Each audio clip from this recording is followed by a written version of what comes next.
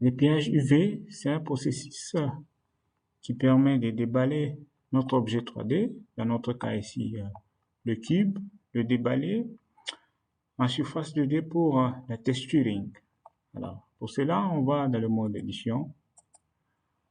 Je vais activer le mode de sélection par ligne. Alors, je vais sélectionner une ligne. Je vais dans UV. Je vais marquer ce qu'on appelle marque sim.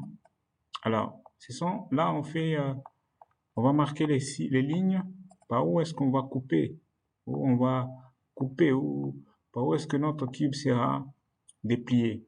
Alors, je sélectionne celui-là, je rentre encore en UV, je marque sim. Alors, je sélectionne plusieurs lignes comme ça. Shift, je sélectionne les secondes, les autres. Voilà. Et puis, je vais une fois dans UV, et puis je vais cliquer sur Maxime pour marquer. Voilà, je viens de choisir mes lignes par où est-ce que notre cube sera coupé pour être déballé en surface 2D. Alors, pour cela, maintenant, je vais passer à l'espace de travail UV Editing. Alors, vous voyez ici, je vais sélectionner tout mon cube. C'est avec Select, dans le menu Select All. Et puis, vous allez voir, ça c'était par défaut déjà. Un dépliage qui est là par défaut. Et puis, je vais rentrer en UV. Je vais cliquer sur Unwrap. Voilà. Vous voyez notre dépliage ici. Alors, je peux manipuler ici comme dans la vue 3D. Je vais sélectionner un point. Avec la touche G, je peux bouger. Donc, je sélectionne par ligne. Je peux activer la sélection par ligne ici. Voilà, je peux sélectionner plusieurs lignes. Je peux bouger. Je peux faire une rotation avec la touche R. Ou je passe sélection par face. Voilà. Je peux déplacer avec G. Alors, je fais A pour tout sélectionner. Je sélectionne, je fais L aussi. Pour sélectionner rien que cette partie-là, je peux tourner. S pour changer d'échelle. Voilà, je peux déplacer et je mets là.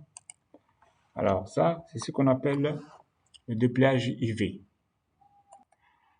Alors dans la vue 3D ici, une fois je suis en mode édition et j'active la sélection par face, je sélectionne une face et vous voyez que de ce côté ici, l'éditeur de IV, il nous montre seulement les faces sélectionnées. Je vais prendre même une ligne, j'active la sélection par ligne, je clique, je prends les faces, voilà.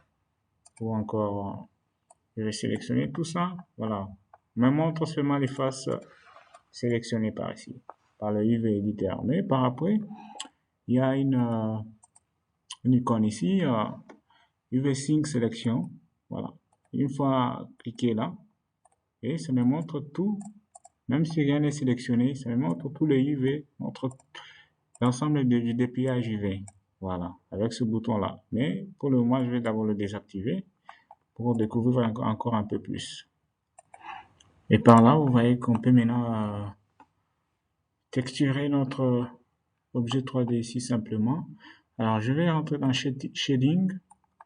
Je vais allonger un peu cet espace-là. Ici, je vais mettre éditeur de UV.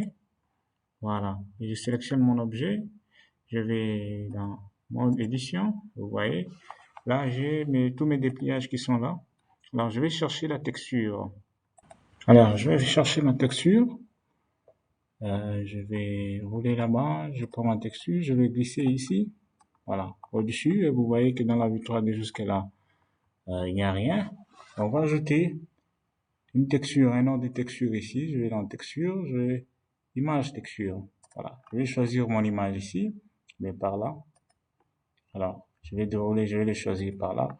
Encore, je supprime une autre possibilité, c'est de prendre la même image et la glisser directement dans le shader ici. Puis je vais connecter ma couleur de base ici. Voilà.